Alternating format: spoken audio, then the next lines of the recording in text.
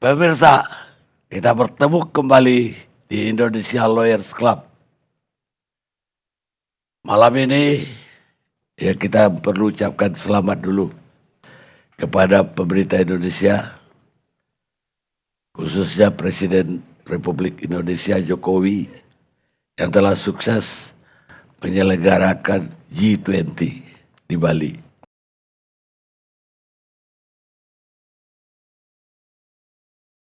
Namun di luar itu ada soal politik yang juga memanas, yaitu hubungan antara Presiden Jokowi dan Ketua Umum Partai Nasdem yang akhir-akhir ini menimbulkan banyak tanda tanya karena Presiden Jokowi ketika ulang tahun Golkar 21 Oktober itu ia menyindirlah terhadap Ketua Umum Nasdem Surya Paloh yang dalam acara ulang tahun itu juga hadir. Yang pertama dia mengingatkan supaya mencalonkan calon presiden itu tidak usah terburu-buru lah, dalam bahasa Indonesia aja. Ojo ke susu lah. Dan tidak aja itu, dia juga menyindir pelukannya dari Pak Surya Paloh terhadap Ketua PKS Saiful Rahman dan kemudian membandingkan dengan pelukan kepada dia. Nah, tapi itu baru sindiran. Yang menarik lagi ketika ulang tahunnya Nasdem 11 November, Presiden Jokowi kali ini absen. Lama ini Pak Jokowi selalu hadir di acara ulang tahun, bahkan berbicara. Kali ini tidak hadir, tapi bukan tidak hadir. Beliau juga tidak mengirimkan greeting atau video selamat ulang tahun. Pokoknya ulang tahun Nasdem kali ini tanpa Jokowi. Pertanyaannya, apakah Pak Jokowi dengan Surya Paloh sudah seiring bertukar jalan? Atau masih satu arah? Yang kedua, ya saya nggak mau bilang tadi udah patah arang kan terlalu drastis. Tapi kalau bertukar jalan, baru satu ke kiri, satu ke kanan. Dan itulah yang kita akan bahas malam ini karena dampaknya ini juga besar sekali kalau itu terjadi. Orang mengaitkan dengan kemungkinan reshuffle. Ada 3 menteri Nasdem di kabinet Indonesia Maju yang mungkin juga udah mulai ketar-ketir, apalagi Kejaksaan Agung kalau nggak salah sudah, kalau istilah di media aja udah mengobok-obok kantor Menteri Kominfo. Saya dapat gambaran dari orang Partai Nasdem sendiri, senior malah politisi senior, Effendi Koiri, Ketua DPP Partai Nasdem.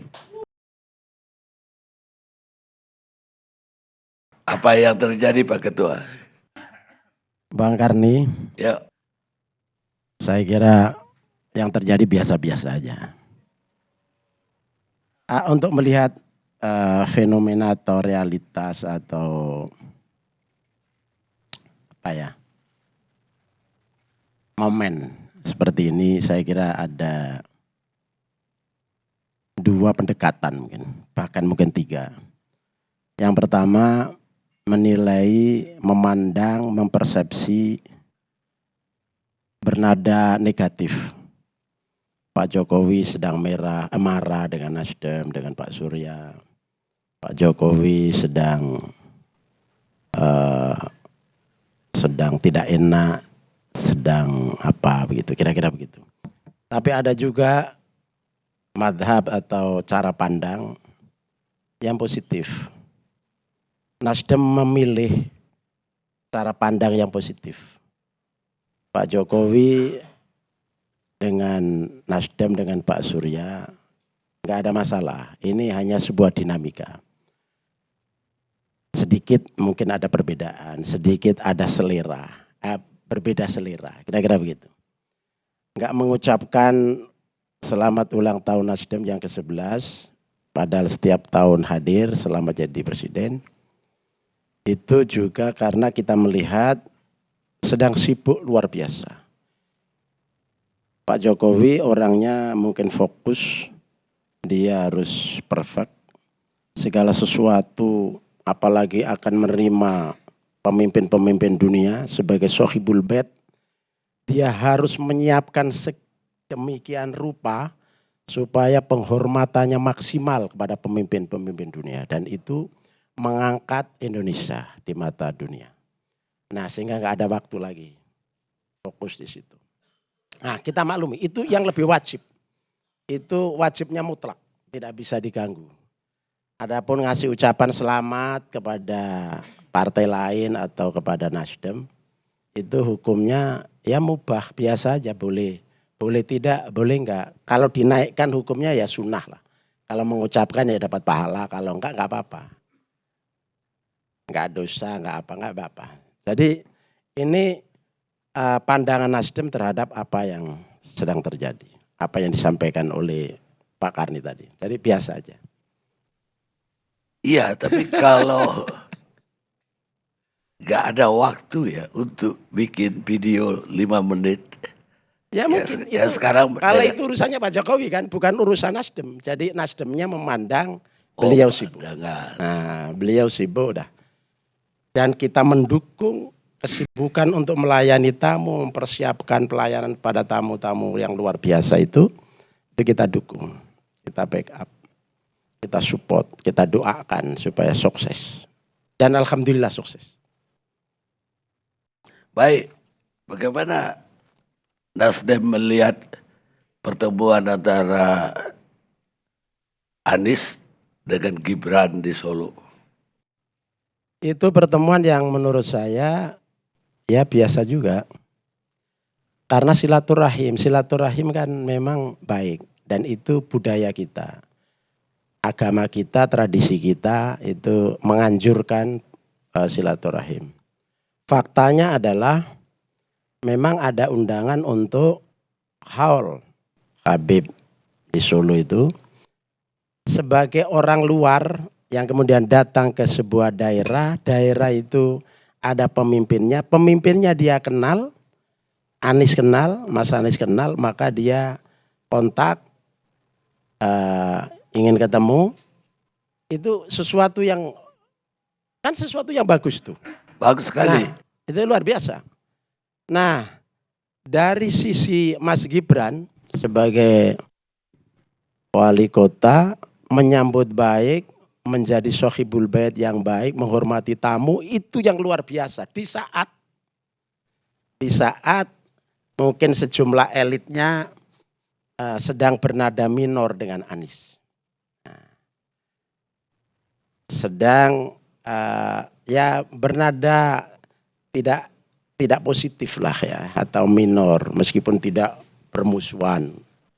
Nah, kemudian Gibran menampilkan diri yang penuh keramaan, yang menunjukkan bahwa dia punya akhlak yang baik, yang tinggi, penghormatan pada tamu. Ini kan adalah nuansa-nuansa akhlak yang ditampilkan oleh Gibran. Nah, itu menurut saya, menurut Nasdem secara umum ini adalah luar biasa. Ini anak muda yang punya sikap politik yang menyejukkan, yang meneduhkan. Di saat yang lain-lain elit agak paradok, agak kontradiktif gitu. Nah, ini ditampilkan oleh seorang politisi muda dari PDIP, luar biasa. Ini menurut saya punya potensi masa depan yang baik untuk menjadi pemimpin. Ya. Karena hatinya jembar, longgar. Tidak mengikuti elitnya yang negatif-negatif atau elitnya yang bernada kontradiktif, dia coba jembatani dengan sikapnya itu meredam, menyejukkan. Ini luar biasa. Ini luar biasa. Oleh karena itu kami menyambut baik dan mengapresiasi yang tinggi kepada sikap Mas Gibran sebagai wali kota. Begitu, Ya, tapi Pak Karni. banyak orang menurut Pak Ketua ini disuruh bapaknya atau tidak. Nah itu yang kita tidak tahu. Ah, Sebagai kan orang Pak politik. Jokowi tidak melarang. Nah, itu kan juga kan luar biasa, gitu kan. Jadi menurut saya seluruh Jadi rakyat kalau Indonesia dia akan tidak menyambut melarang baik. berarti dia sebelumnya juga udah tahu kan. Ya kita berasumsi, berhusnudzon, berbaik sangka bahwa Pak Jokowi tahu. Gibran memberitahu. Kalau enggak memberitahu juga kan enggak ya enggak apa-apa, tapi kita berhusnudzon tahu gitu. Tapi ketika tahu tidak dilarang untuk ketemu Anies. Itu kan luar biasa. Kita sambut dengan apresiasi yang tinggi. Nah, bagaimana melihatnya ada tokoh PDIP yang mengatakan bahwa Anies ini lagi memecah belah PDIP. Apakah ini prasangka baik atau prasangka buruk? Ya itu masa orang silaturahim memecah belah.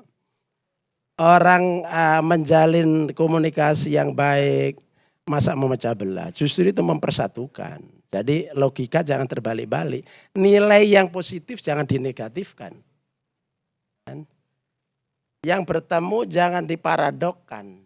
Yang seiring sejalan jangan dikompor-kompori untuk bermusuhan.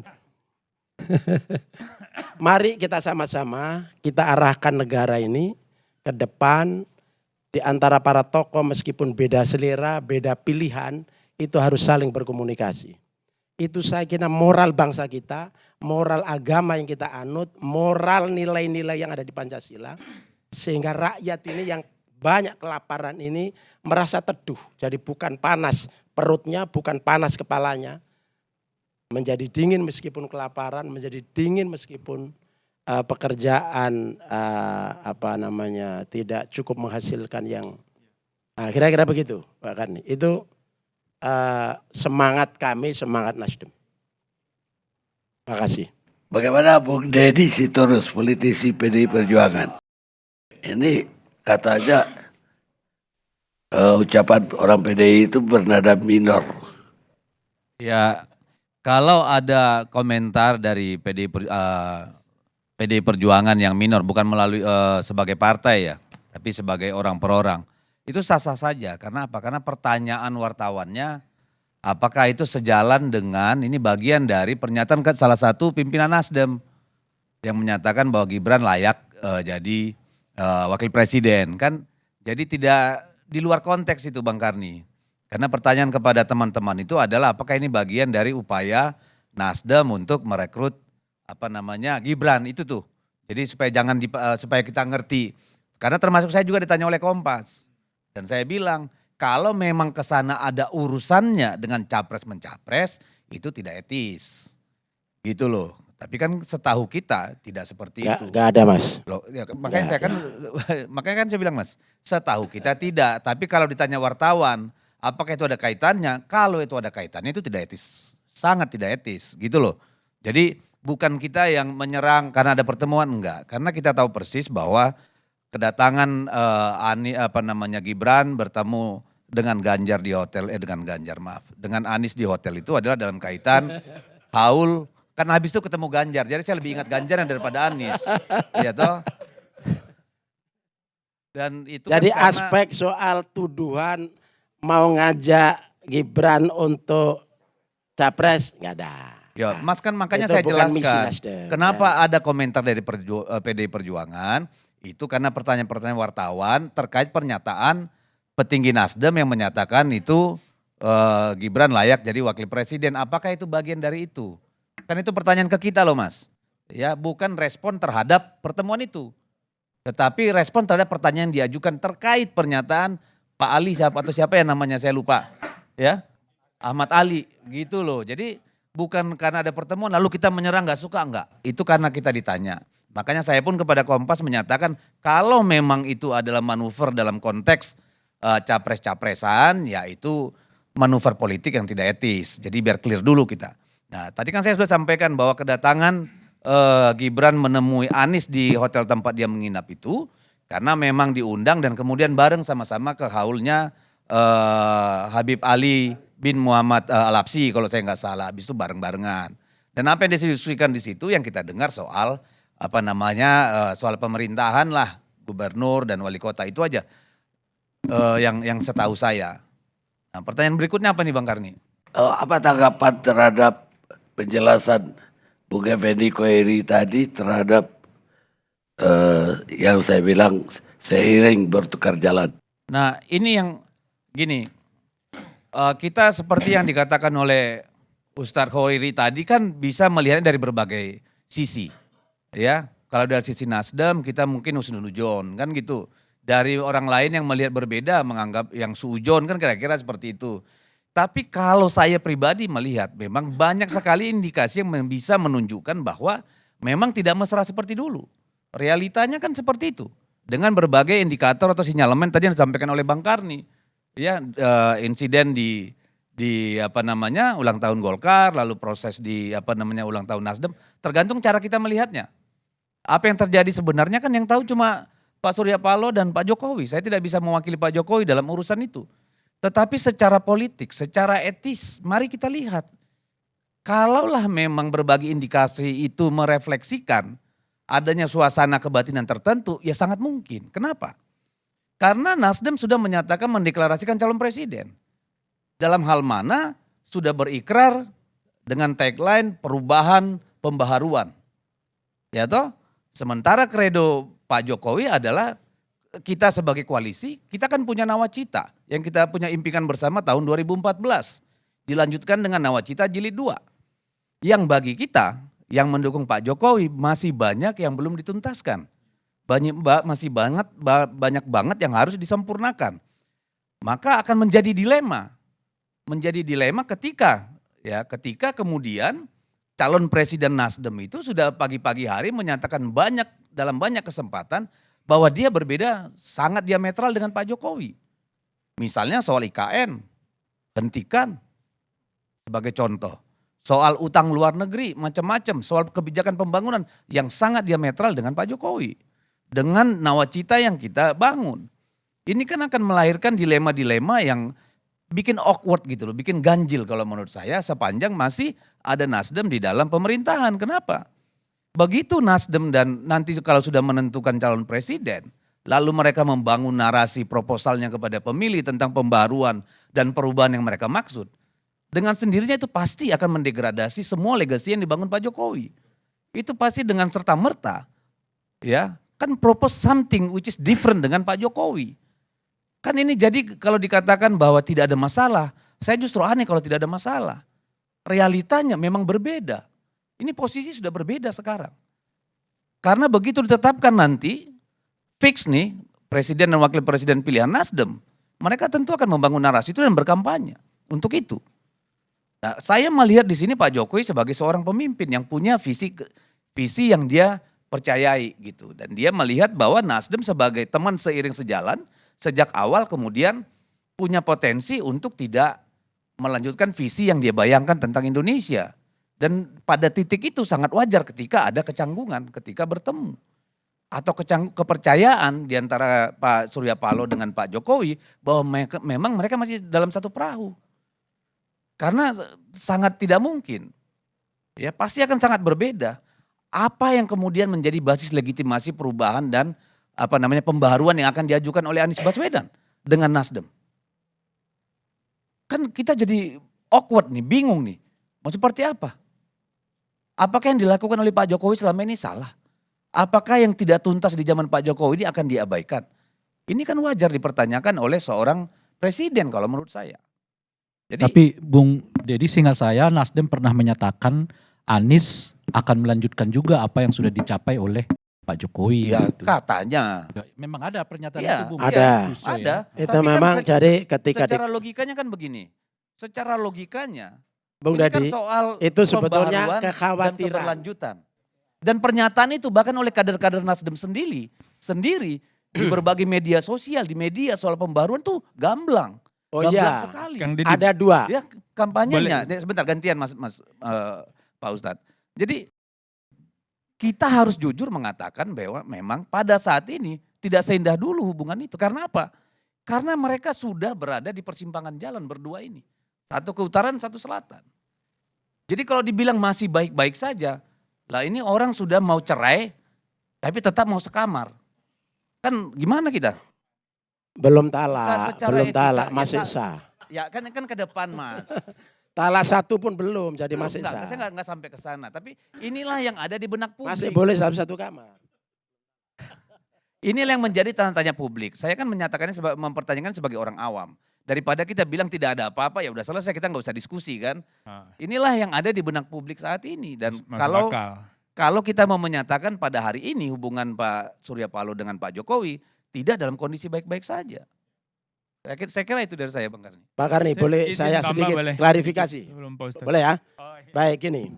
Jadi memang ini sesuatu yang baru. Jadi mungkin di lingkungan di luar Nasdem mungkin dianggap sesuatu yang aneh. Tapi ini sesungguhnya sesuatu yang wajar dalam demokrasi. Ini baru. Jadi kita koalisi kontraknya sampai 2004. Kita sama-sama dari 2019 sampai 2004. Kita punya kabinet. Kabinet ini tidak kita ganggu-ganggu untuk mengerjakan aktivitas partai. Partai bergerak. Karena Jokowi tidak ada atau presiden siapapun itu tidak punya garis lurus atau garis komando atau konstitusi harus merintah partai, harus gini. Tapi kabinet urusannya adalah pemerintahan. Ya, menteri yang ada di situ, dia punya hak. Nah, Nasdem memikirkan nasibnya masa depan dan partai-partai lain tentu saja punya hak yang sama, punya kedaulatan untuk entah bermanuver, entah melakukan langkah politik, entah mencanangkan apa. Nah, itu tuh kedaulatan setiap partai.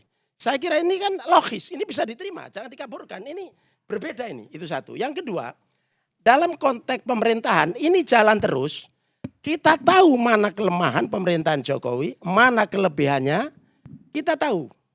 Nah, karena kita tahu maka ke depan kita kemudian menggunakan dua cara berpikir sebagai kerangka berpikir.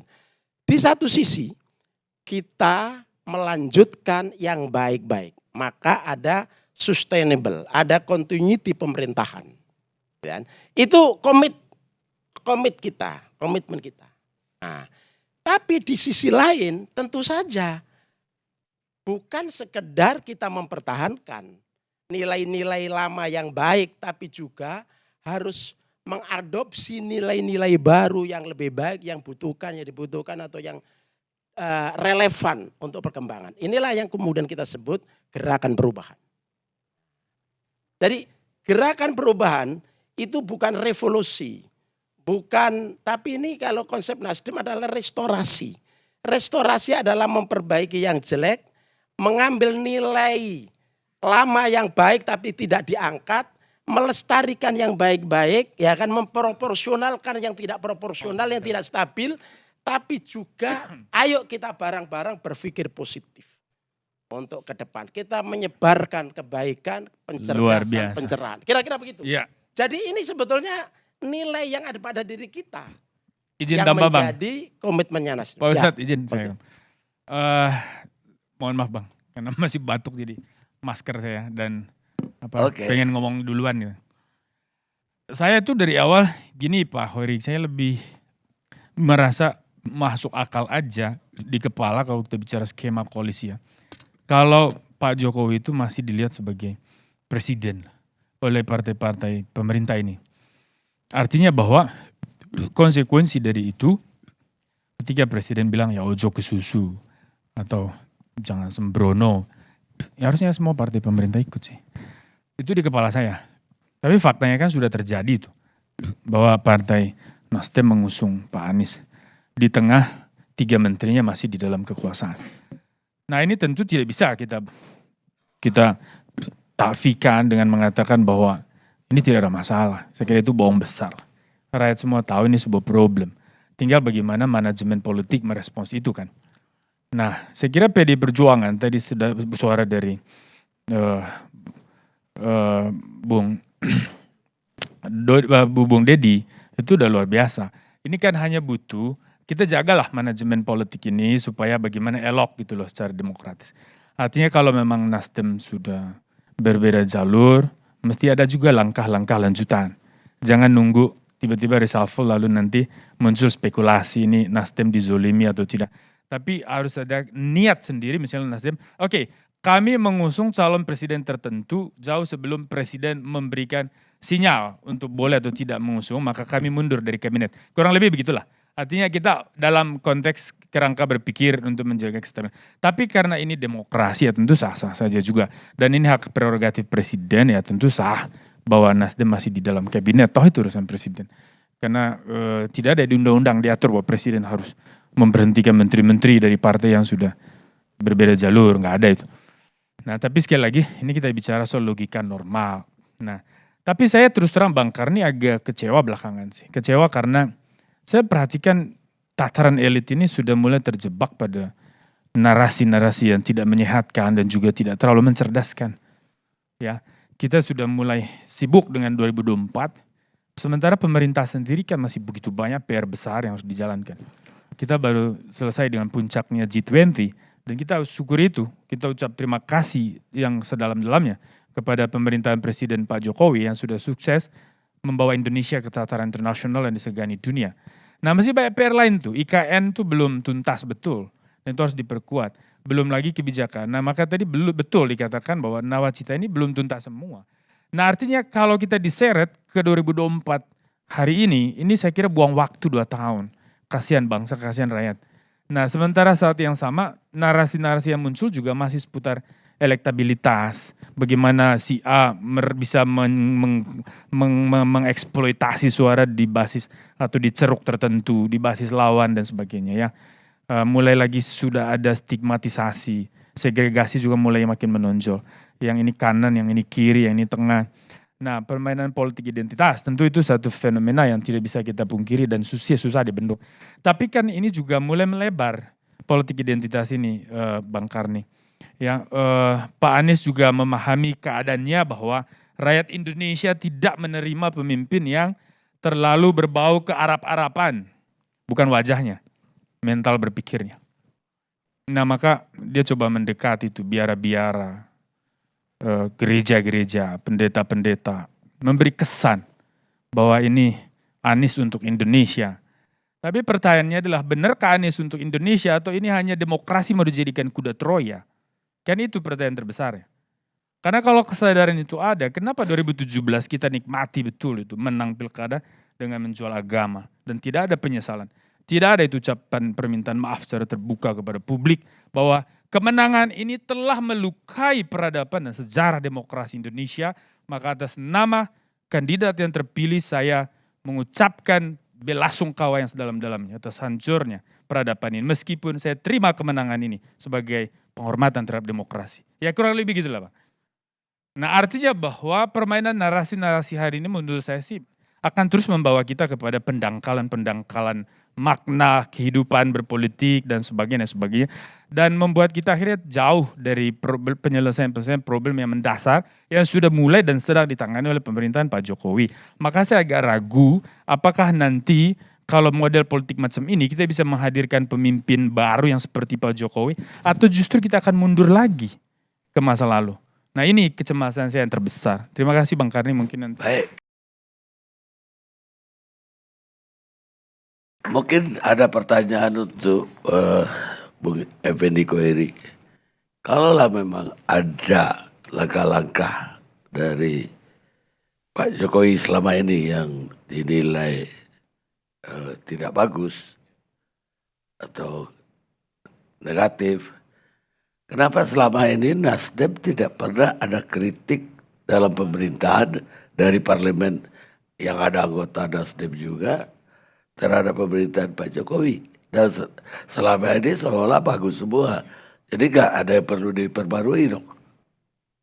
Dalam pemerintahan sekarang Pak Karni, kita backup full pemerintahan Pak Jokowi. Sehingga kita tidak ada kritik terbuka. Apa yang kita lakukan hari ini itu kan untuk pemilu 2004. Kalau prosesnya sekarang ya itu enggak ada larangan. Jadi di satu sisi kita harus tetap bersama pemerintah, di sisi lain kami mempersiapkan diri. Oleh karena itu, karena kita sangat setia pada pemerintahan ini, maka tidak ada kritik terbuka. Seluruh kebijakan kita dukung. DPR mendukung, partai mendukung. Seluruh kebijakan. Ya. Soal ada kelemahan dan kekurangan pastilah. Pastilah. Nah, kita tahu juga Pak Surya sering bertemu juga dengan Pak Jokowi tahun-tahun yang kemarin, begitu kan? Atau bulan-bulan sebelum mungkin sebelum deklarasi gitu. Mungkin ada hal-hal yang kurang mana disampaikan, yang kontraproduktif disampaikan, yang kurang match dengan kepentingan publik, saya kira juga disampaikan. Itu berjalan Pak Karni.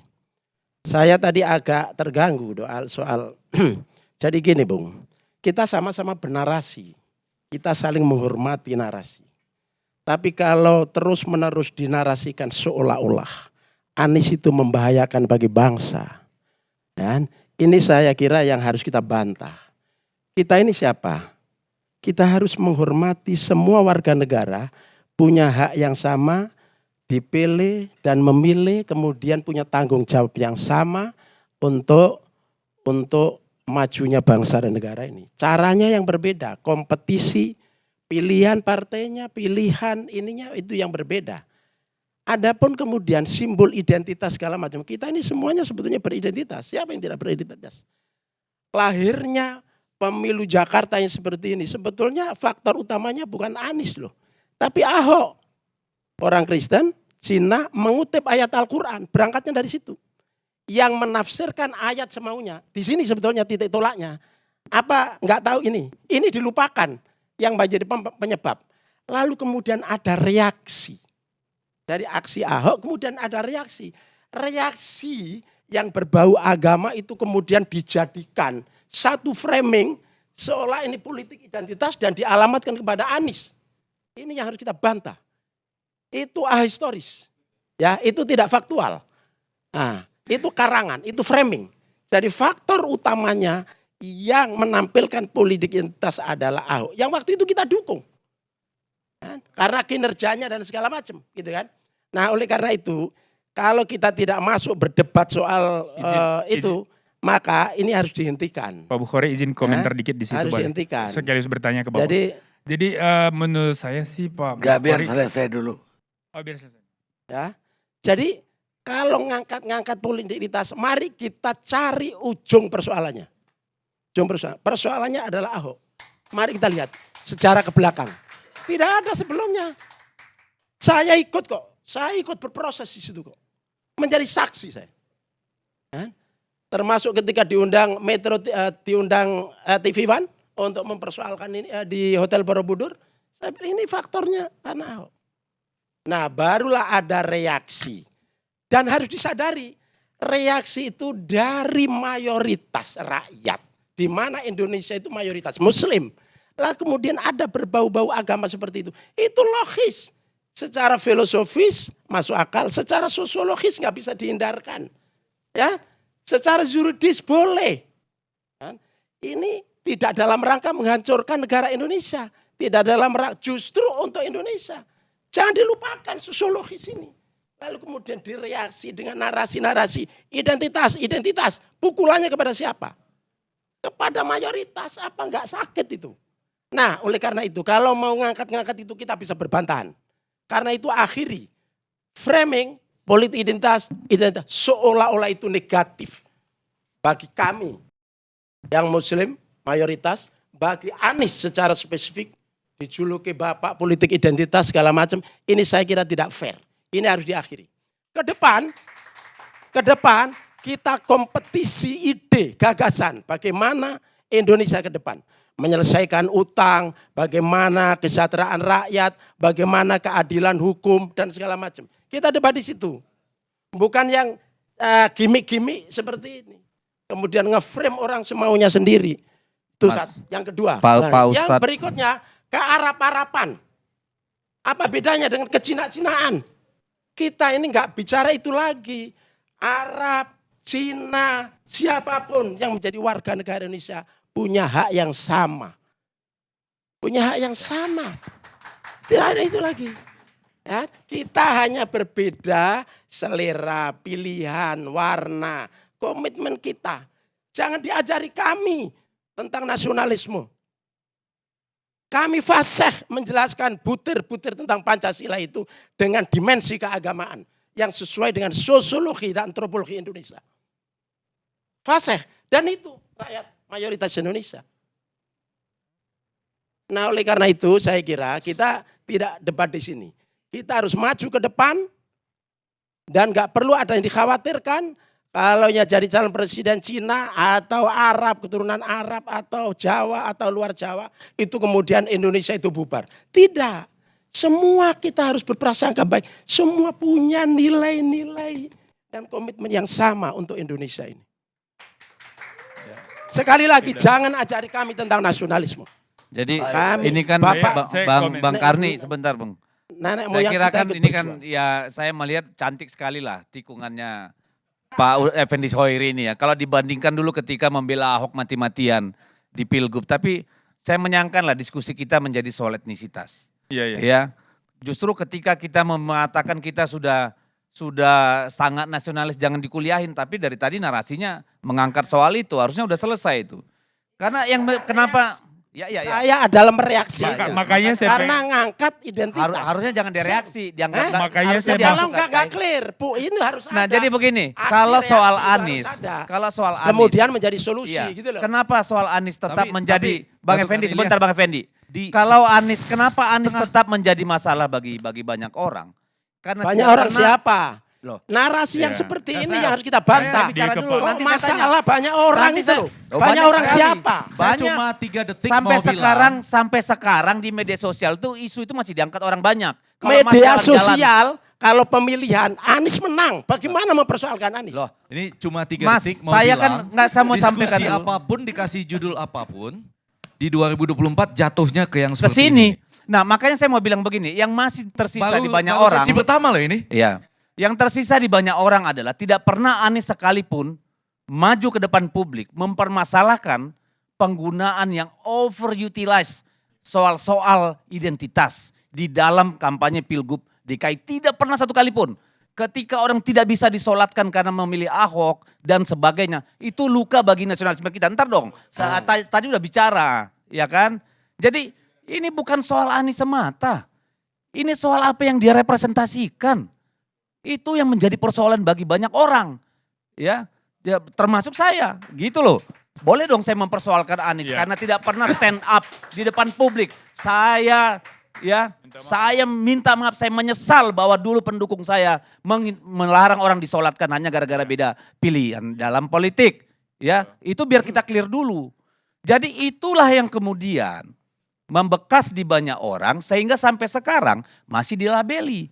Ya, itu satu hal. Sedikit, Yang kedua, sebentar dong. Tadi kan udah Sedikit panjang aja, lebar. dalam Iya, konteks ini. habis ini saya kasih. Dalam konteks ini. Habis ini Sedikit saya aja. kasih. Tema Nanti pertemuan panjang kita juga ini. boleh. Itu Lalu sudah yang kedua, diklarifikasi semua. Ini udah yang jauh, kedua. Ini udah Ya, kacau. ya, ini udah terlalu jauh. Ya makanya yang terakhir, yang kedua.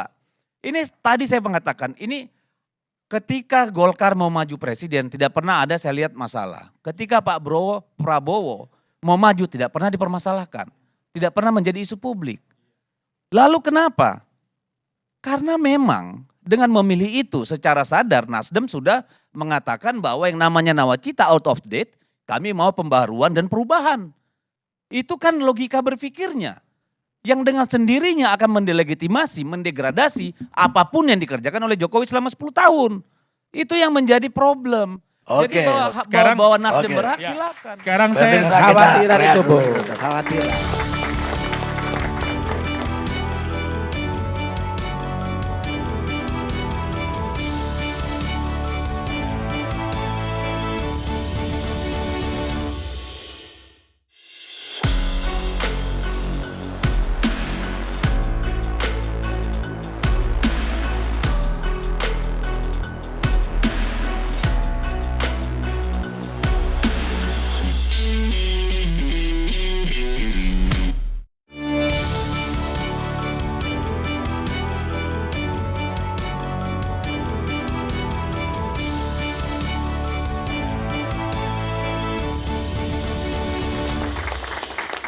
Pemirsa, kita lanjutkan diskusi kita yang babak pertama tadi terlalu panas, terlalu seru.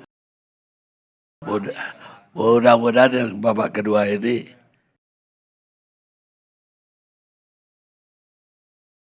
lebih damai. Pemirsa, sebuah manusia bisa menghitung berapa banyak domba ataupun kambing yang dia punya. Tapi dia tidak pernah tahu berapa banyak teman yang dia punya. Cicero, filosof Romawi. Kita lanjutkan diskusi kita. Sekarang pengamat politik Ray Rangkuti.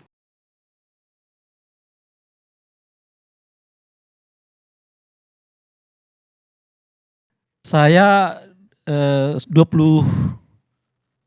Oktober kemarin Pak Karni sudah menyatakan bahwa ada 5 indikasi hubungan Pak Jokowi dengan Nasdem itu kurang, istilah saya retak istilahnya, bukan saja kurang harmonis tapi sudah pada taraf retak itu.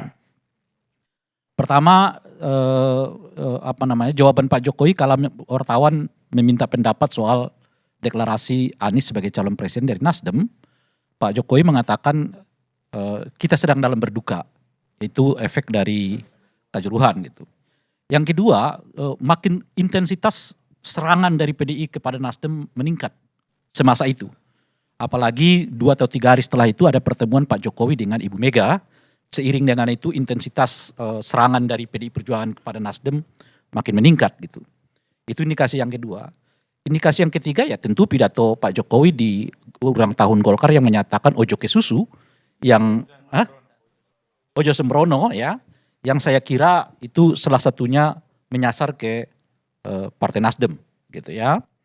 Nah yang keempat, ketika Presiden Jokowi ditanya oleh wartawan apakah akan ada reshuffle pasca deklarasi itu, beliau mengatakan saya akan reshuffle.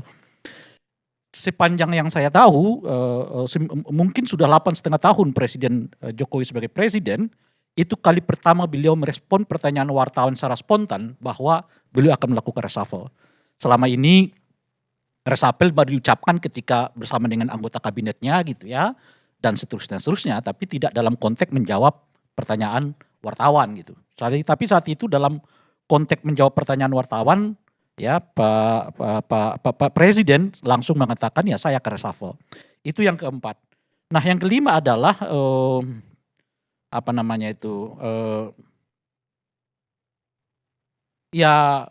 yang kelima adalah soal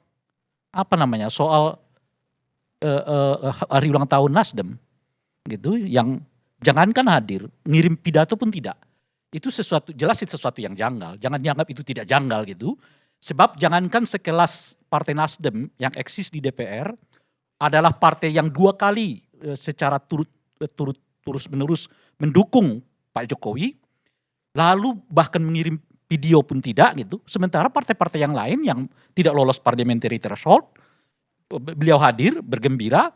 Jangankan partai yang begitu, bahkan relawan-relawannya yang ulang tahun saja, berapa kali Pak Jokowi ketemu dengan kelompok-kelompok relawan.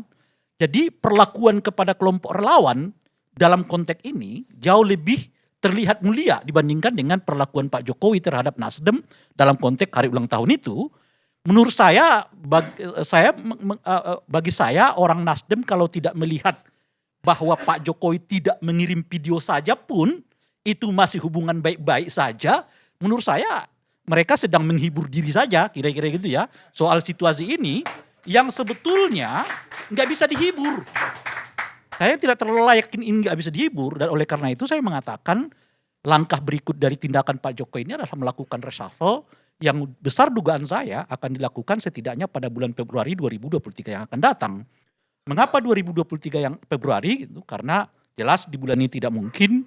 Desember kita menghadapi tahun baru, Desember Januari. Ada waktu yang paling luang adalah di Februari itu. Dan biasanya Pak Jokowi juga begitu. Begitu ada ungkapan reshuffle dilakukan oleh beliau, dia mengelurnya 2 bulan, 3 bulan setelah itu baru dilakukan reshuffle. Bahkan reshuffle yang ketiga sehingga saya di era kedua Pak Jokowi ini dilakukan hampir setengah tahun setelah beliau mengungkapkan akan ada reshuffle baru dilakukan gitu. Nah oleh karena itu dugaan saya Februari 2023 ataupun setidaknya Maret 2023 mungkin akan dilakukan reshuffle dan besar dugaan saya 2 dari 3 anggota kabinet Nasdem itu akan dikeluarkan gitu. 1 akan dipertahankan yaitu Ibu Siti Nurbaya. Mengapa Ibu Siti Nurbaya dipertahankan? Karena setidaknya menurut saya 2 alasan. Alasan tentu saja profesional. 2 di antara menteri yang menurut saya dari Nasdem ini tidak bisa diragukan kinerja Pak Ibu Siti Nurbaya cukup mendapat apresiasi baik di dalam negeri maupun di luar negeri. Nah yang kedua ini seperti lepas kepalanya tapi pegang ekornya. Jadi sekalipun Pak Jokowi mengeluarkan 2 anggota kabinet tapi tetap harus ada 1 di situ dalam kerangka terus mengontrol Nasdem tidak terlalu jauh melangkah pergi gitu ya.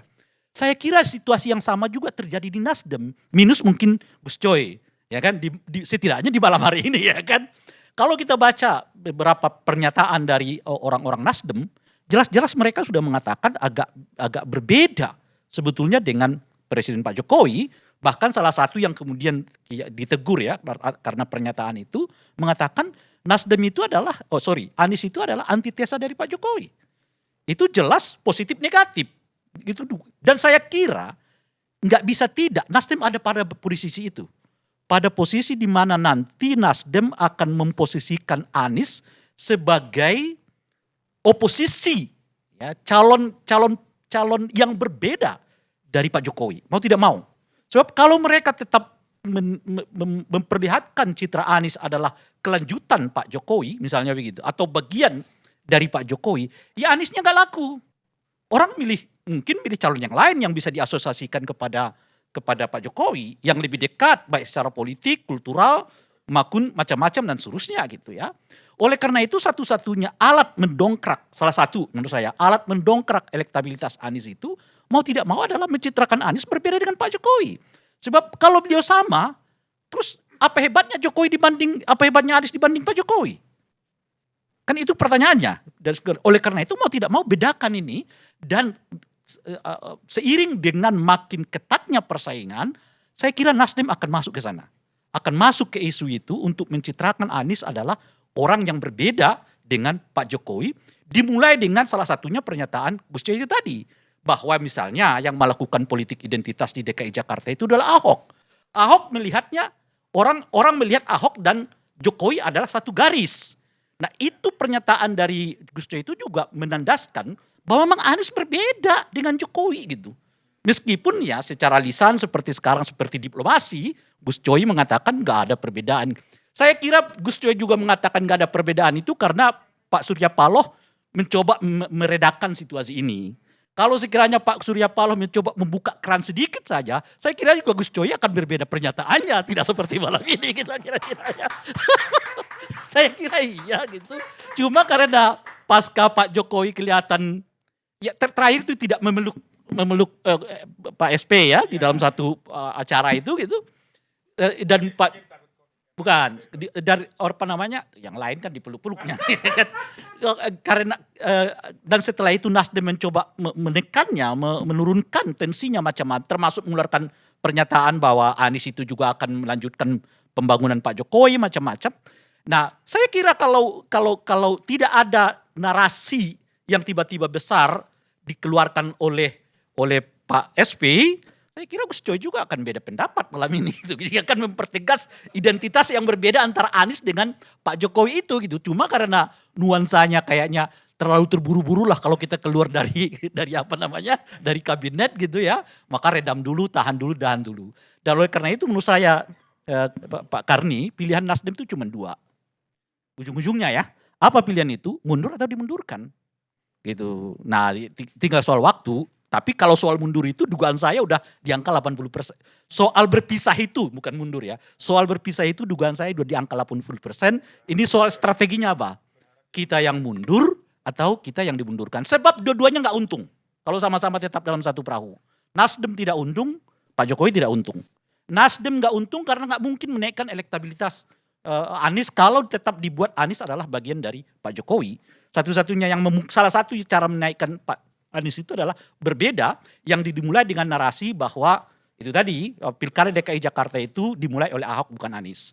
Ahok adalah Jokowi kira-kira begitu ya. Dan oleh karena itu harus dibuat jalan pemisah yang sangat tegas di antara mereka.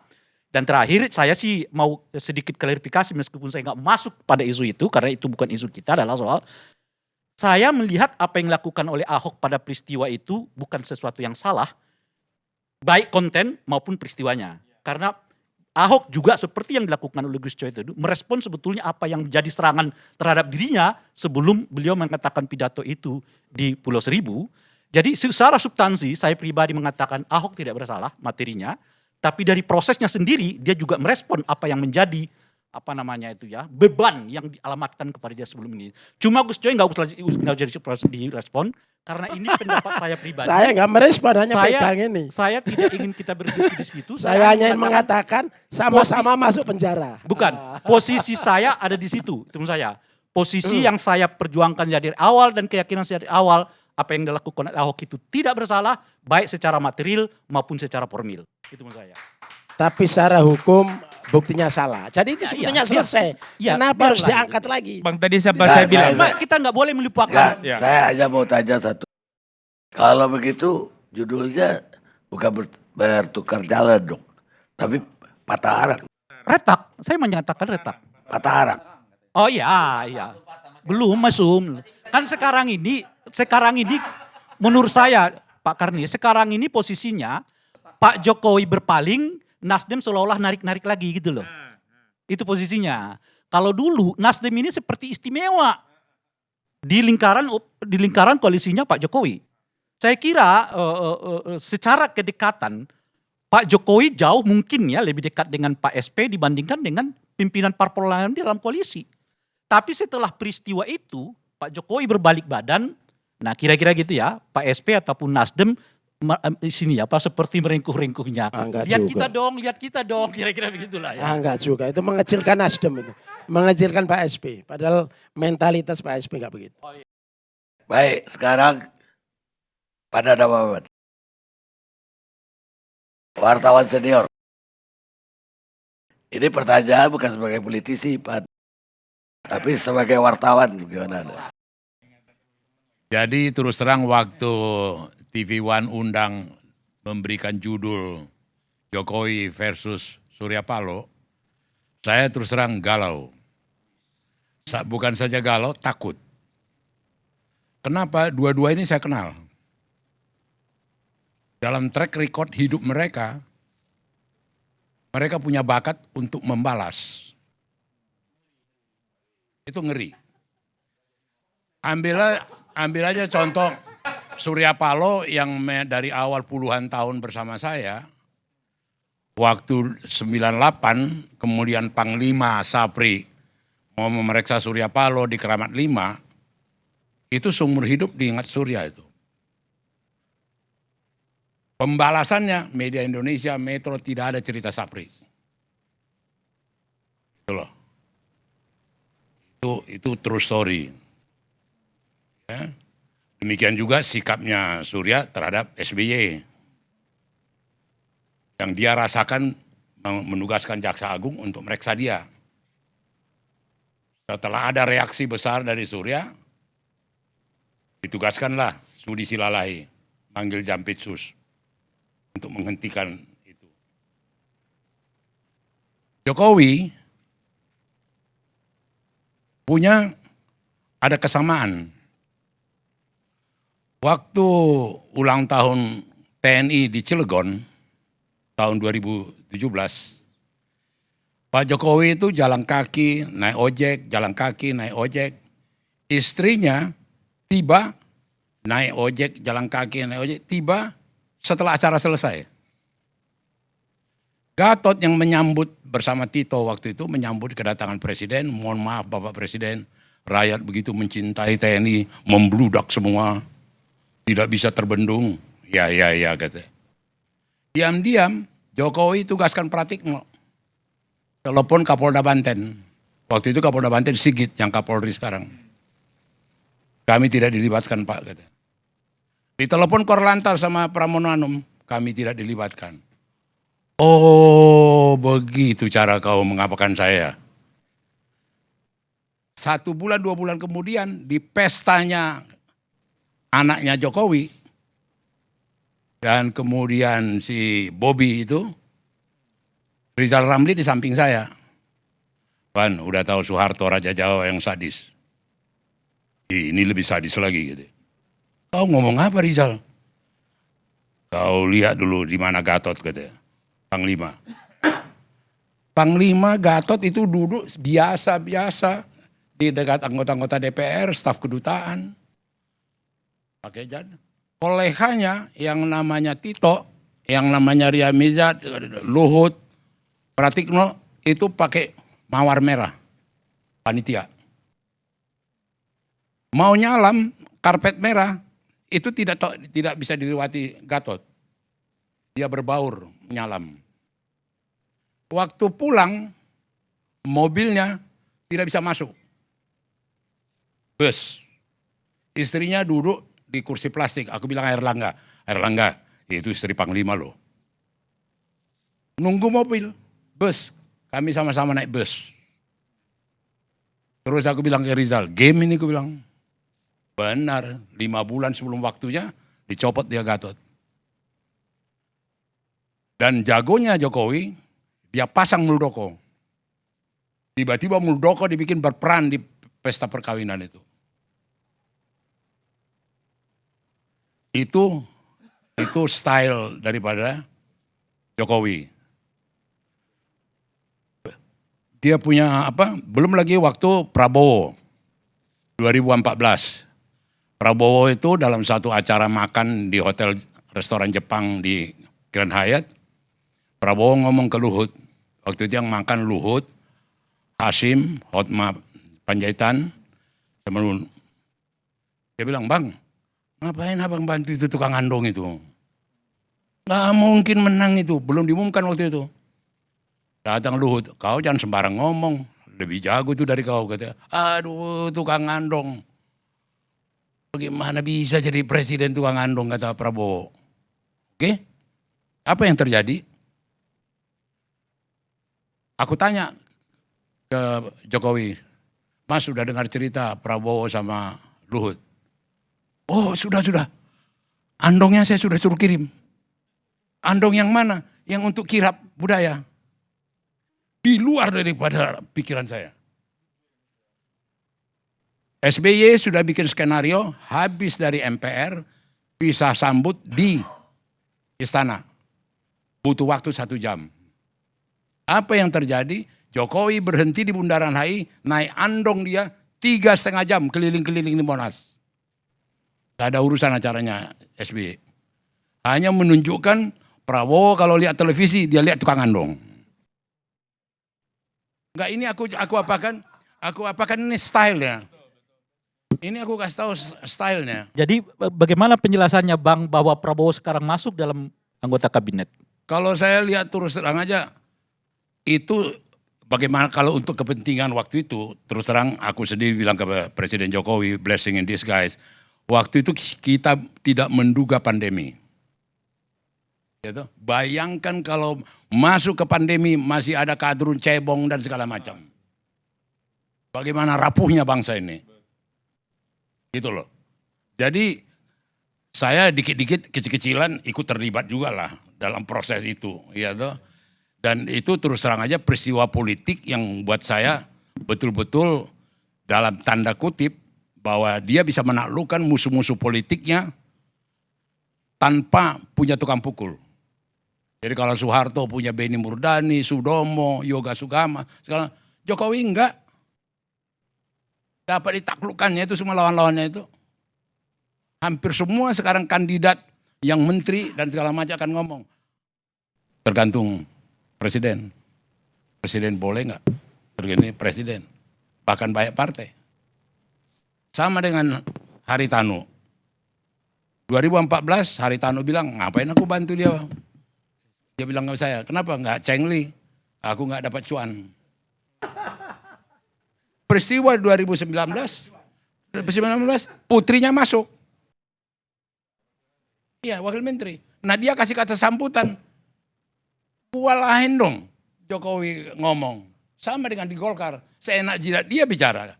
Kenapa? Gua kasih 2 Menko. Selama ini agak abu-abu nih. Mana berdiri dulu? Yang apa? Mana Luhut? Yang biasa pakai batik. Berdiri dulu. Hanya kasih tahu, kalian 2 Menko. Jadi ini kalau saya lihat ini permainan ini cukup inilah. Ya, dan kemudian juga saya pikir juga saya moga-moga tidak terjadi makin tajam atau makin renggang, makin apa konflik ini.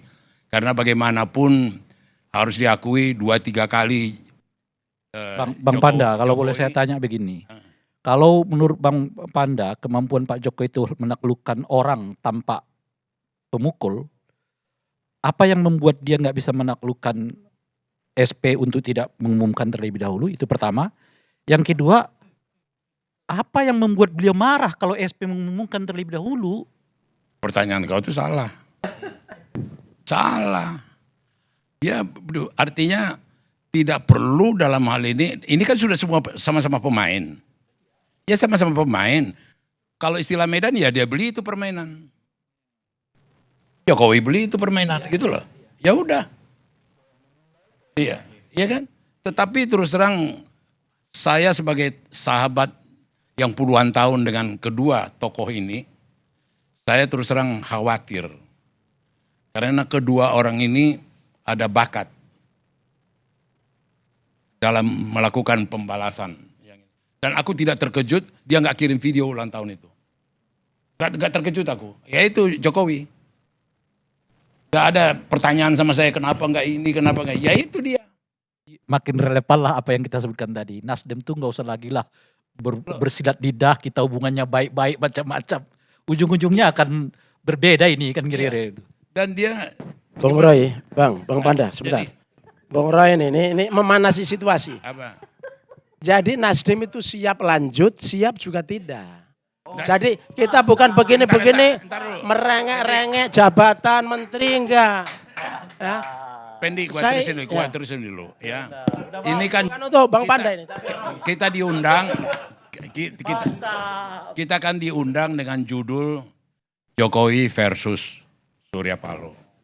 Saya sendiri secara pribadi was-was kalau sampai makin tajam konflik orang ini berdua. Karena mereka berdua ini punya reputasi membalas. Itu dulu waktu di Bredel Surya Paloh Harmoko, saya tahu betul dia bikin surat pribadi ke Harmoko, kalau kau laki kita keluar ketemu di lapangan. Biar kupukuli kau, kata Surya. Betul, itu otentik. Loh, saya yang ngapain surat itu. Gitu loh. Jadi aku kenal ini, aku gak tahu dia bagaimana Surya ini gitu loh. Nah aku tahu bagaimana Jokowi ini. Itu yang saya khawatir, sayang bangsa ini, yang dua potensi ini akan makin renggang. Itu aja. Maka saya kaget terus terang prihatin kemarin undang itu Jokowi versus Surya Paloh. Benar. Dan kalau kita lihat dalam permainan, kenapa begitu dicopot Sudirman Said? Kenapa dicopot Anies? Jokowi tersinggung. Oh, jadi lebih ke JK daripada ke saya.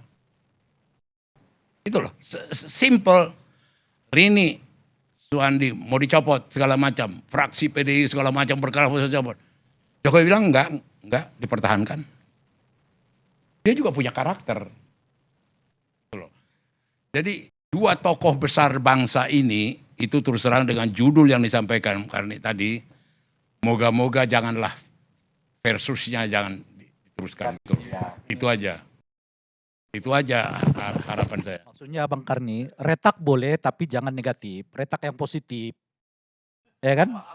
Retak yang positif itu ya retak Nasdem yang menjadi positif itu oposisi seperti apa? kan? Nasdem jadi oposisi, Bung Rey, tegas gitu loh. saya malah ragu Bung Rey, apakah nanti Nasdem masih mencalonkan Anies Bang? Karena ada beberapa survei terakhir tuh kelihatan Nasdem itu cenderung menurun perolehannya setelah pencapresan Anies. Kalau kita pakai rational choice theory lah ya Prof ya. Saya kira semua akan mengambil pilihan sesuai dengan kalkulasi untung rugi kan. Ya teori ya, perspektif utilitas kan. Nah artinya Nasdem kalau masih mau ada di parlemen, saya kira dia akan buat pilihan strategis nanti ke depan. Lanjut nggak dengan Anies atau tidak? Kalau survei terus menunjukkan Nasdem merosot. Baik. Bang, Nanti Gus Coy soal ini saya jawab. Jadi kita tidak berpikir mengharapkan sepenuhnya dari elektabilitas atau kotel efek dari capres. Nasdem dari tidak ada menjadi ada. 36 kursi. Dari 36 kursi menjadi 59. Ini semua adalah kerja partai, kerja caleg. 2024 lebih siap ketimbang pemilu 2014 dan 2019. Oleh karena itu saya kira nggak usah memandang dari aspek itu atau membuat pesimis Nasdem nyalonkan Anies, kotil efeknya kok rendah kemudian enggak. Kita tetap. Enggak, Prof. Itu sudah pilihan, itu sudah selera. Enggak, bukan. Saya nyambung yang Ray tadi menurut saya penting karena nih latar belakang historis yang sangat lengkap. Sekaligus membuat pembicara selanjutnya akan menjadi takut untuk bicara. Karena kedua orang ini punya bakat untuk mengingat-ingat dan membalas. Cuma nggak menyebut kata dendam aja ya tadi ya. Ini juga kata yang Semoga jauh. semoga jauh. Setengah-setengah tapi sebetulnya membalas. Penyebabnya apa kalau boleh ya? Tadi Ray Rangkuti mengatakan gitu kan. Terjadinya retak arang ini, jadi bukan patah arang. Ini kira-kira menurut pengalaman historis yang panjang dengan aneka tokoh tadi, kali ini apa penyebabnya? Ya saya pikir yang bisa jawab itu Surya Paloh dong. Oh. Bukan saya dong. Dia yang bisa jawab itu.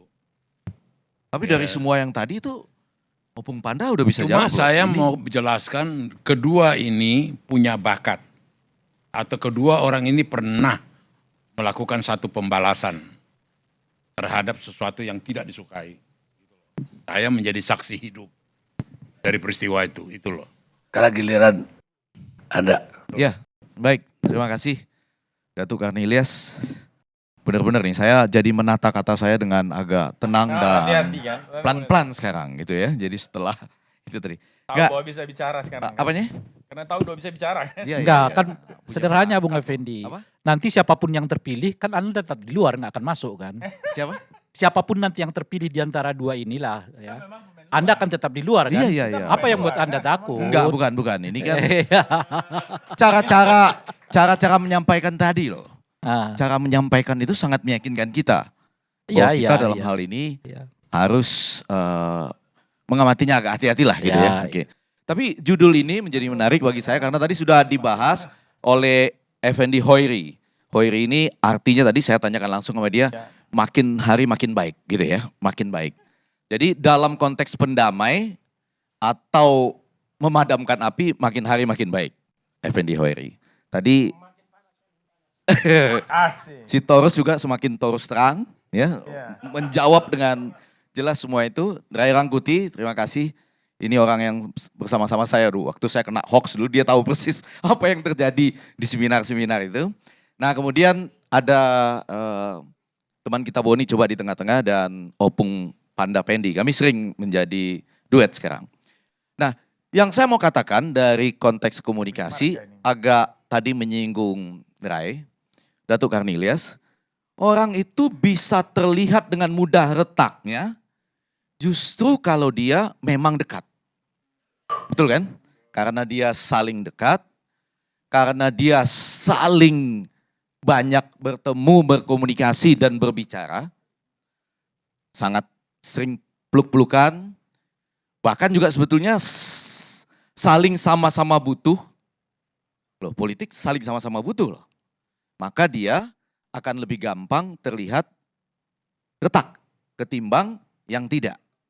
Jadi di tengah misalnya konferensi G20 ini, G20 yang sudah sukses ini, di samping saya tunggu-tunggu komunikenya gitu, tapi akhirnya yang saya yakin tidak akan terlihat renggangnya itu justru istri Presiden Korea Selatan itu tuh ya.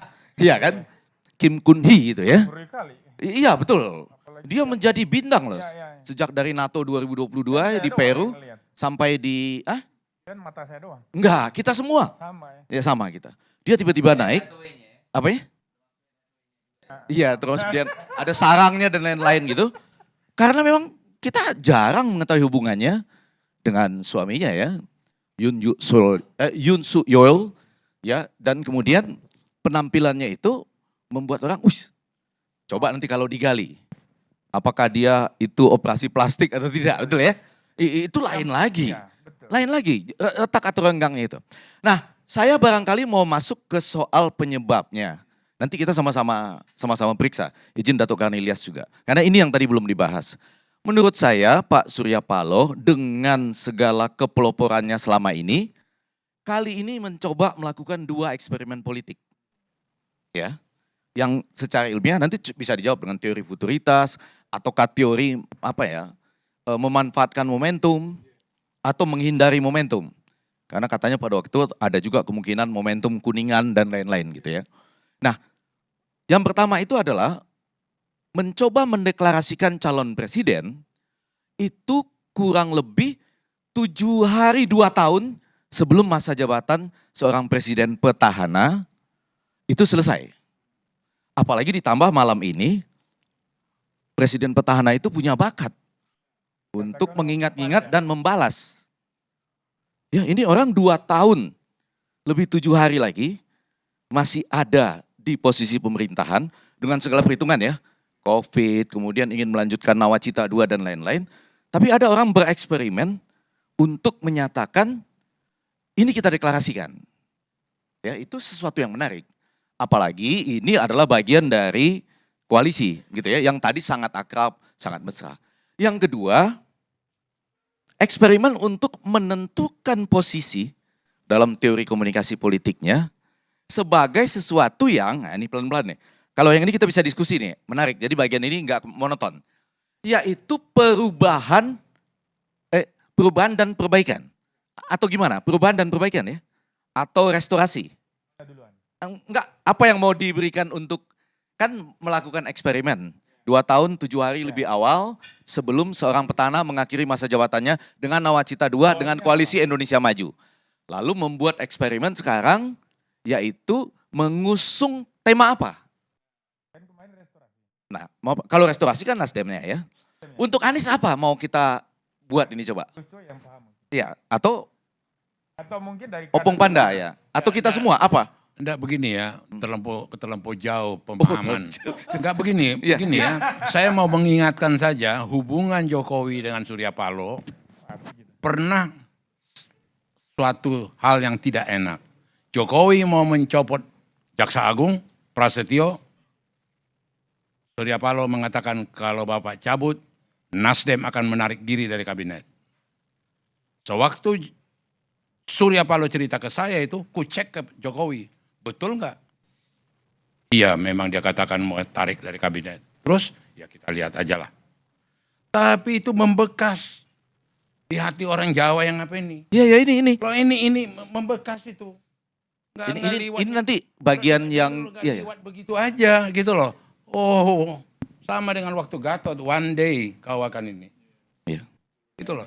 Itu aku terus terang judul yang ditawarkan karena itu terus terang membuat aku galau. Betul. Saya sedang berusaha memperbaiki hati saya yang galau ini. Demi bangsa ini janganlah terjadi. Apa ini lama-lama kita SDM nih selamatkan diri masing-masing nih. Opung Panda ya. Opung Panda coba menyampaikan kekuatan Jokowi tapi menyelamatkan dirinya. Saya berusaha mengetahui apa penyebabnya, misalnya pada asumsi yang kedua ini kan, yaitu ketika mendeklarasikan lebih awal pada saat masih dalam koalisi, maka ini disampaikan sebagai apa? Sehingga misalnya ada orang lain bisa merasa tersinggung. Entar aku belum selesai. Oh belum. Setelah diganti Jaksa Agung, apa yang dilakukan Jaksa Agung sekarang? Membongkar semua yang selama ini dipending. Itu pengakuan Jaksa Agung mudanya. Jiwasraya, Asabri dan segala macam, Garuda. Meledak semua itu. Dan Jokowi tahu ini sebenarnya sebelumnya udah bisa. Tapi karena dihalangi untuk tidak Jaksa Agung yang baru, itu membekas sama dia. Itu loh. Gak bisa diliwatin begitu Ini barangkali ada yang membekas yang sedang kita coba cari gitu ya. Nah, sedikit saja. Ini disebutkan bukan antitesis. Betul ya? Dibantah kan? Bukan antitesis. Yang bilang antitesis dapat teguran. Kalau begitu malam ini boleh loh kita diskusikan supaya pemirsa ILC tahu. Kira-kira Anies mau dijual dengan tagline apa? Enggak, misalnya ini apa? Perubahan dan perbaikan. Berapa persen? Atau perbaik terus? berapa persen melanjutkan, berapa persen perubahan? Ya, harus dijawab. Iya kalau boleh dijawab. Kan dialog kata. Ya dialog, jangan saya aja seakan-akan monoton. Karena ini sesuatu yang baru Ya. dan kita memang sudah Anggap aja kita di Republik Minty. sudah punya ya. Gerakan perubahan itu bisa abstrak, bisa real. Ketika punya kekuasaan ya real, ketika belum punya kekuasaan ya bisa abstrak. Ya gerakan perubahan karena ini kita menawarkan ke publik ya itu. Belum ada ya 70 kontinuitas, Nah, kemudian 30 perubahan misalnya. Nah, kemudian berapa yang harus dirubah? Itu nanti diskusi detailnya. Iya kan? Kita Tapi harus ini sampaikan pertanyaan itu yang dulu. nakal Gus Coy. Kalau dijawab dengan ini terjebak nanti. Memang nakalnya gini. saya Enggak, tidak Larry perlu King menjawab bilang, secara menarik. detail. Ya udah begitu aja. Tapi nakal yang baik. Cukup. Enggak, saya yakin Dato Cornelius akan seperti Larry King. Nakal yang baik. Nakal Untuk yang bilang nggak usah dijawab kalau nggak mau, nggak apa-apa. baik. Nah itu ya. that's it. Jadi Jawabannya begitu aja. Pokoknya ya, oke. gerakan Nah perubahan. sekarang misalnya tadi saya mendengarkan yang Detail-detailnya bagus, nanti. yang bagus dilanjutkan, yang jelek diperbaiki. Ada kata-kata yang jelek tadi. Tapi tidak ada presentasinya. Salah satu enggak presentasi boleh lah enggak Karena dijawab. nanti itu memberi penilaian retaknya Enggak. berapa persen. Salah Itu satu- problemnya. Salah satu contoh yang jelek yang akan Ya. diperbaiki apa misalnya? Nah, ini kan menolong ini. Ya, Ya, tentu misalnya. saja. Jadi kalau rakyat selama ini merasa ada ketidakadilan, kita perjuangkan keadilan. Kalau selama ini rakyat merasa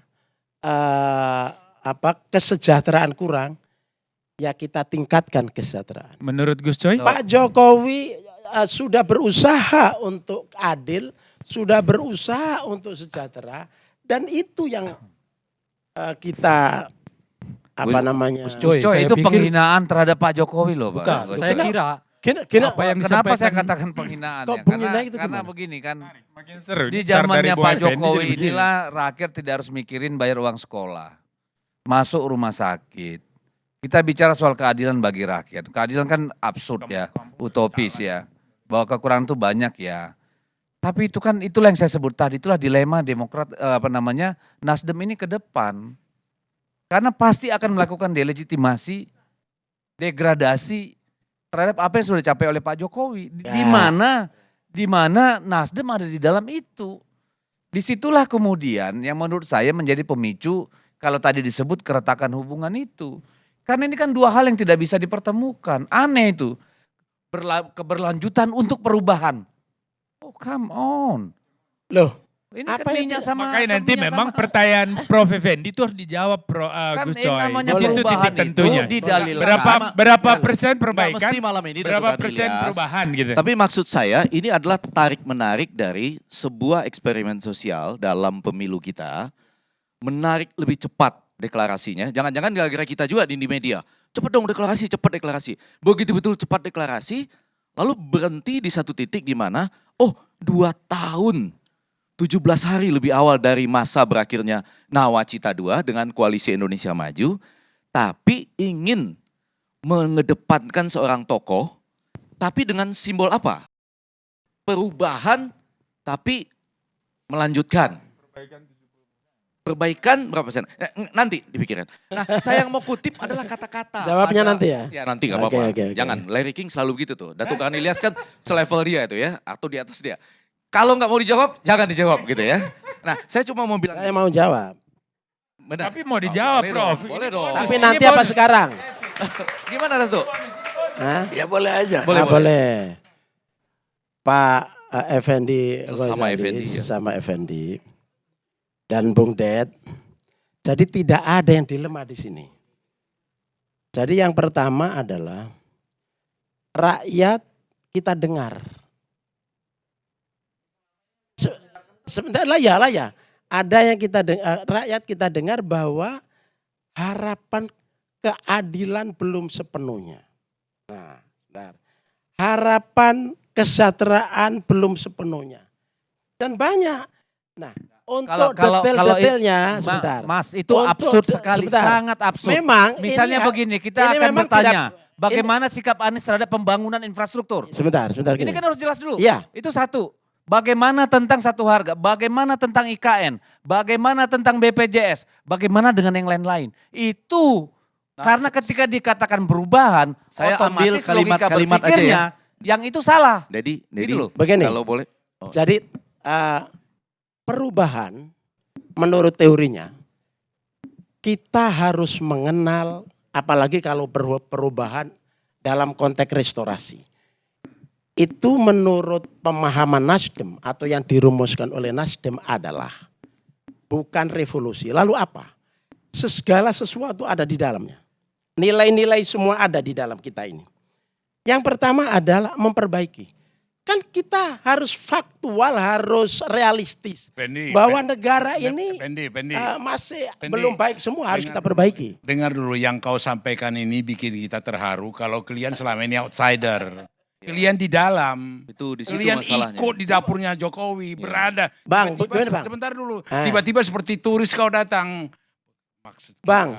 mau kita lakukan ini. Penafsirannya ini. Saya mau bilang begini. Jangan kita bohongin rakyat. Bukan begitu, Bang. Bahagian daripada Nah, pemerintahan enggak. Jokowi. Semua adalah kita berangkat dari apa yang sudah dijalankan oleh pemerintahan yang sekarang dan kita ada di dalam. Itu kata Effendi Ketik- Hoiri. sebentar.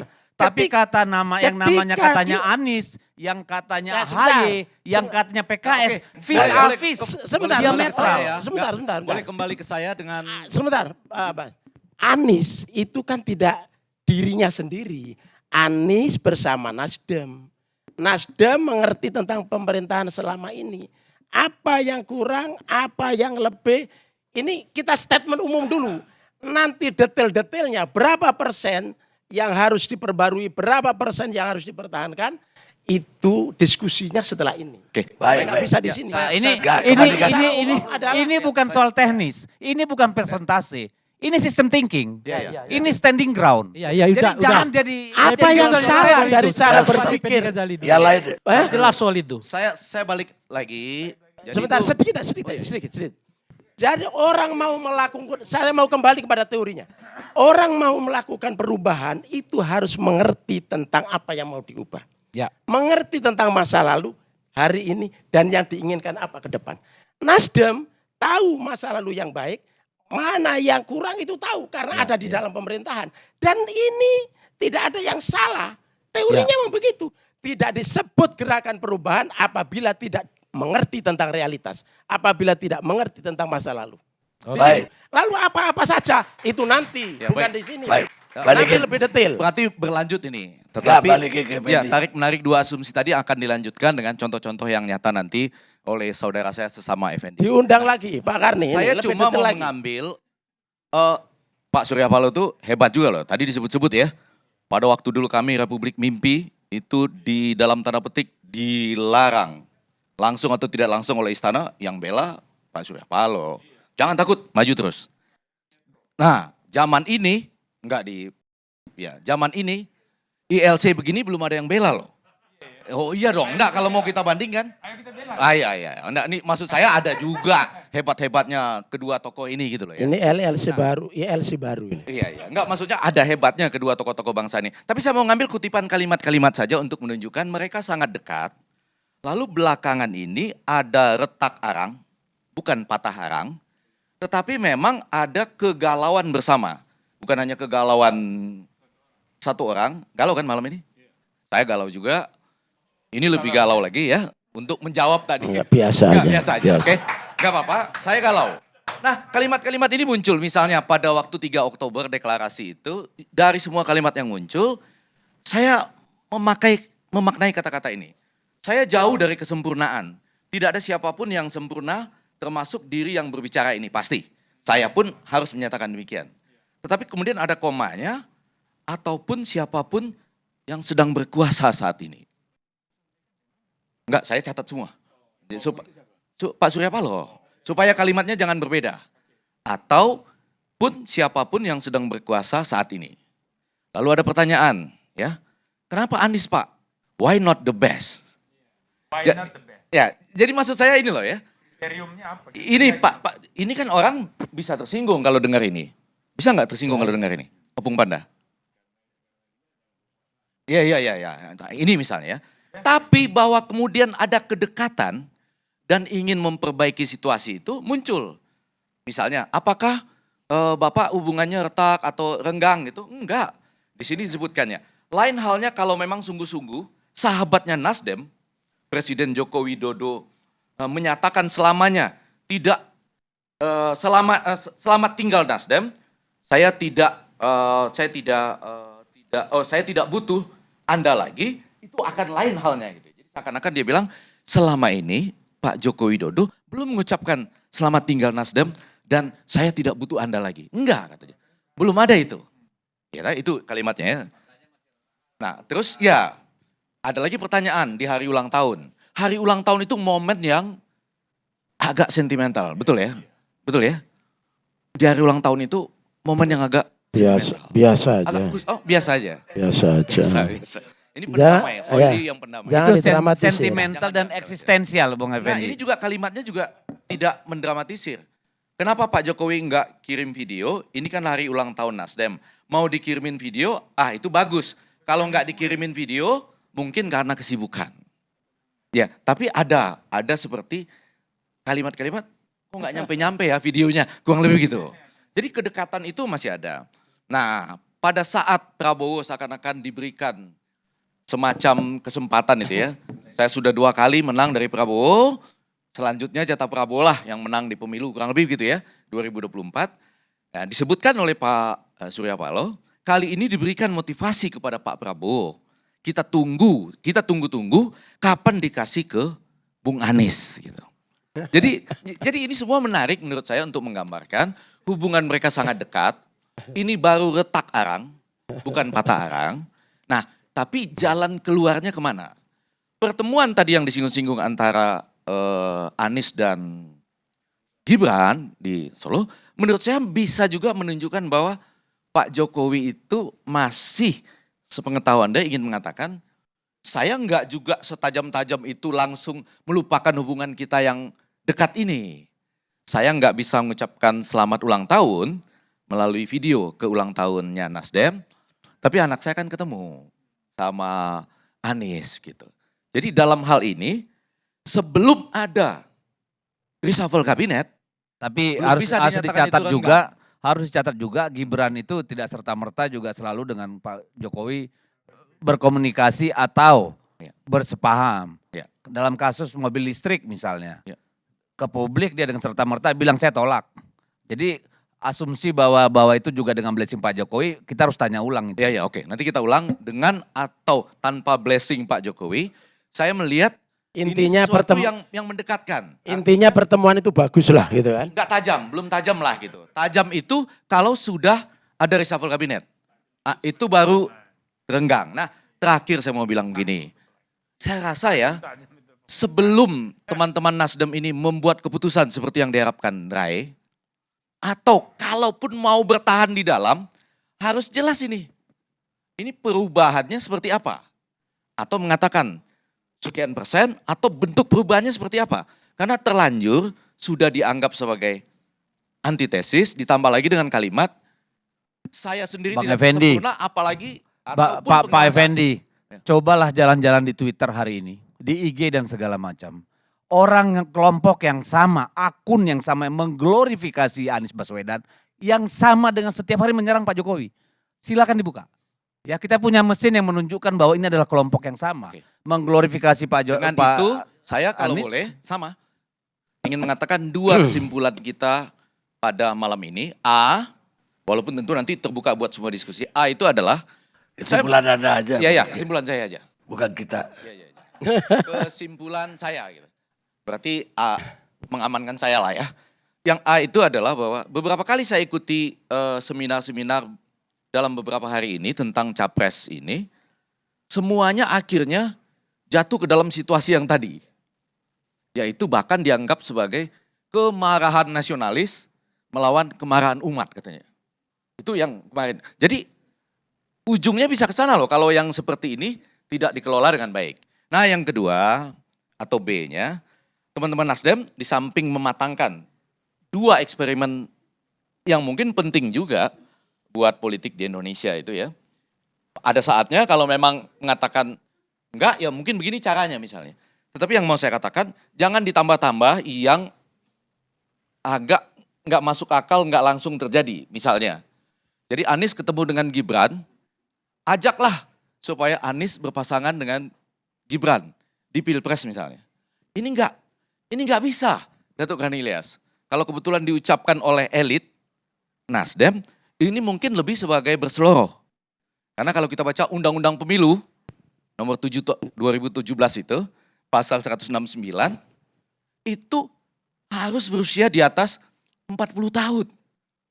Baru boleh menjadi calon presiden atau calon wakil presiden. Jadi ini nggak bisa. Gibran lahir 87 kan? Belum bisa, jadi jangan juga menampilkan sesuatu dalam rangka itu. Kalau tidak saya akan mengatakan, yang sulit terkalahkan adalah kalau salah seorang calon presiden kita itu berpasangan dengan Kim Kun Hee. Itu pasti dahsyat. Akan menggoncang dunia. Tapi tidak bisa terbentur pada pasal 169. Karena memiliki keluarga negaraan lain. Terima kasih Datuk Karni Ilyas. Pemirsa, politik itu adalah perang tanpa pertumpahan darah. Sementara perang adalah politik dengan pertumpahan darah. Mau cetung, kita ketemu ALC yang akan datang.